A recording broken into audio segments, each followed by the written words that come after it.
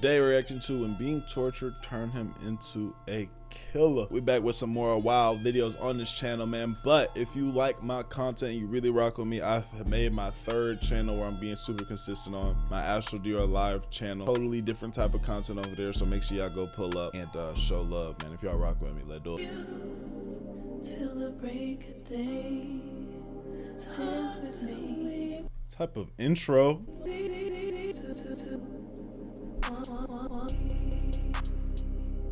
Hey, yeah, hey. Dog leash, man. Pardon me, pardon me. I gotta go get this business.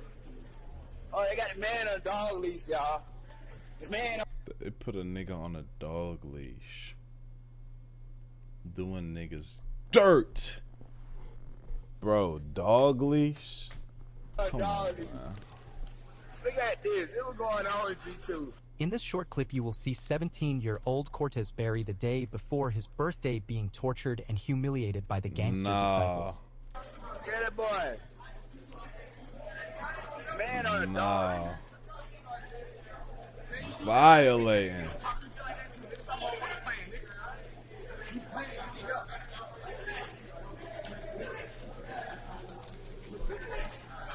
This shit just like a free-for-all, like nobody, no guard, nobody stopping this.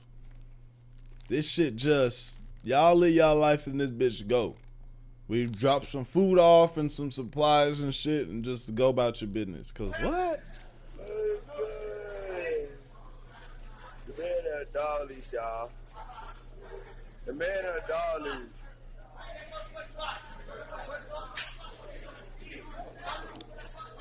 Damn.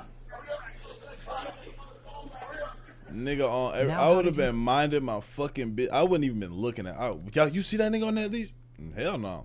I ain't see that shit. End up in this situation. I don't even want to look at this Cortez Barry shit. was 14 years old when he was arrested in connection with an 2011 armed robbery in Augusta, Georgia, in which two victims said four males approached them with firearms and demanded money. The suspects struck one person in the back of the head, stole the keys to a Ford F-150, and fled in the stolen pickup. Barry was charged with aggravated assault, theft of a motor vehicle, and robbery, but was sentenced to probation in juvenile court. But Barry's probation was revoked in November 2013 at age 16 for violating probation when he was arrested on burglary charges, and he was sent to prison for 8 years, 7 months, and 26 days. He was first sent to Augusta Youth Development Campus and was transferred to the Medium Security Correctional Facility when he turned 17. Department of Corrections statistics indicate in comparison to other Georgia prisons, Burress does not raise flags. The facility, which held 86 juveniles and reported no serious injuries or incidents the last fiscal year and confiscated just 31 cell phones. NBC News reported that more than 13,500 phones were confiscated in Georgia's prison system in 2014. This nigga's living like he at the crib. Look at this, bro. Which amounts to about a cell phone for every 5 prisoners.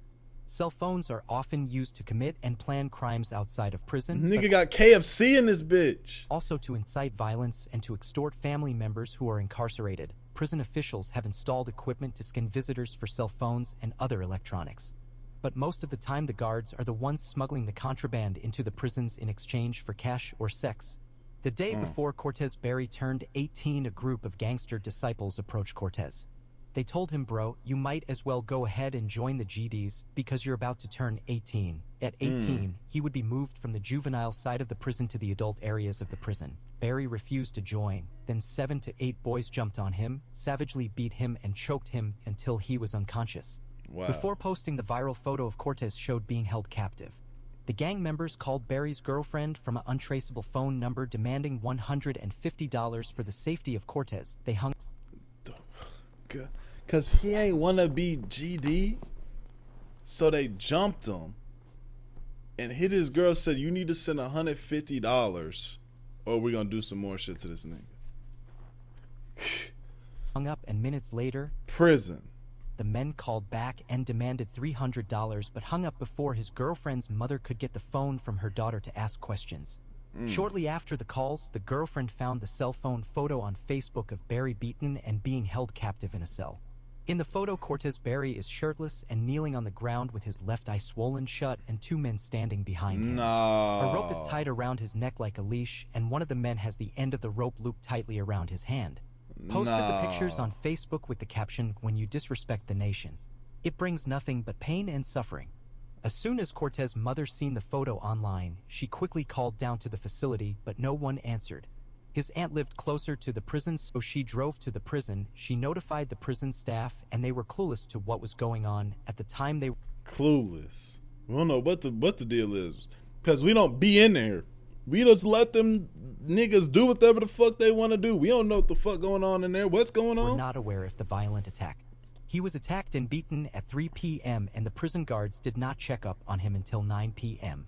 The prison guards had no clue what had happened to Cortez, and when the prison staff found out about the situation, Cortez was separated and put into protective custody, and both of the men standing behind Cortez in the photo were transferred to another prison. Wow. The family of Berry sent the photo to the local Augusta radio station, and when the radio station posted the photo on their Facebook page, the post instantly blew up, and it brought a lot of heat to the prison, and they were forced to release a statement regarding the incident. After the incident, the 2 prison guards that were on duty during the attack resigned, and Berry was transferred to Smith State Prison located in Glenville, Georgia. Now that's gonna have to follow him.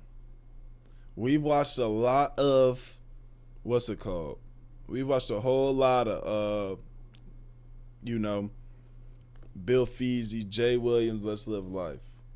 Now he's going to a new area where this is gonna have to follow him, and let's say he wanted to try and like, okay, let me try to act gangster here, because I don't want nothing like this happen to me again.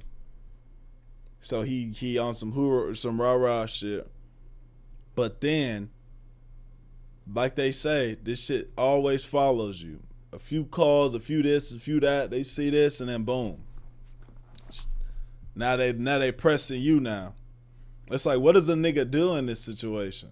Smith State is a level 5 high max prison, which is one of the worst and deadliest facilities that house the most vicious and savage criminals. And they took him there?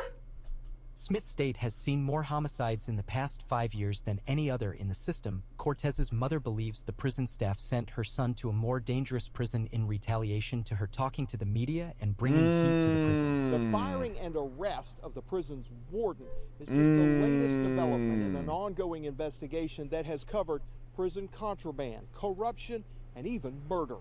The Georgia Bureau of Investigation announced they'd arrested Brian Adams on charges of racketeering, bribery, false statements, and violation of oath of office. The arrest comes during an investigation of contraband coming into the prison.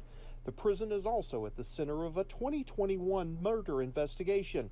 Investigators say suspects, including a Smith State inmate, plan to murder a prison corrections officer to hide the contraband.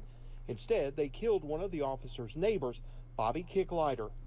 A Georgia correction officer is dead after an inmate attacked him with a homemade shank. Now, the Georgia Department of Corrections announced today that a correction officer, Robert Clark, was killed at Smith State Prison. Smith State Prison is just, unfortunately, one of the worst ones that we're seeing right now. Since the start of the year, the Georgia Department of Corrections says there have been at least 5 homicides at this prison alone. Cortez was finally released from prison May 15, 2020, at the age of 23.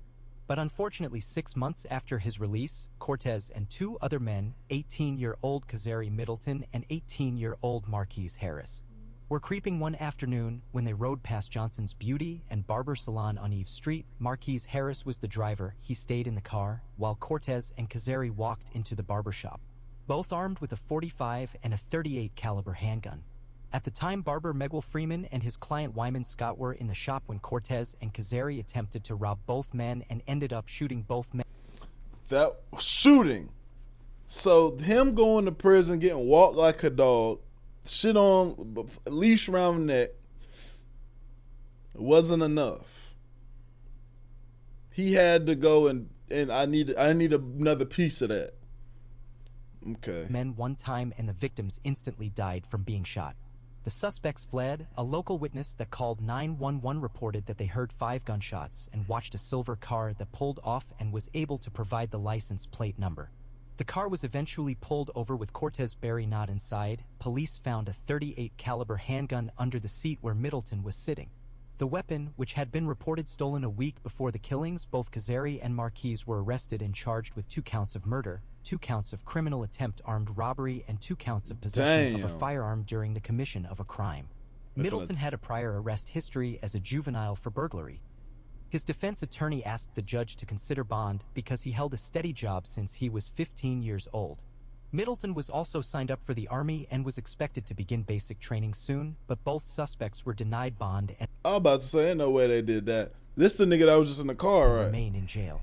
Cortez had been on the run until he was caught a few months later in January of 2021. He was charged with 2 counts of murder, felony criminal attempt armed robbery, possession of a firearm during a crime, and parole violation. While Middleton and Barry denied any involvement in the killings, Harris told investigators the barbershop robbery was Barry's idea. Harris said he was driving and waiting outside in the car while Barry and Middleton went inside. He heard several gunshots, then Barry and Middleton came out, got into the car, and he drove off. All 3 suspects remain in the Richmond County Jail waiting for trial and sentencing. They possibly all face a sentence of life without the possibility of parole. Please stay. This nigga right here, he's like, I can't get wrapped up in this shit, bro. I have a future. He's telling. If he not already told, I'm sure he told on both of these niggas, and it was them. I'm sure he did that already. That being said, man, y'all let me know what y'all think. Like the video, sub, comment up, binge watch the channel. I love you. I appreciate y'all. Great for y'all. Make sure y'all pull up to the other channels as well. We gone, man. ADD lad, do it.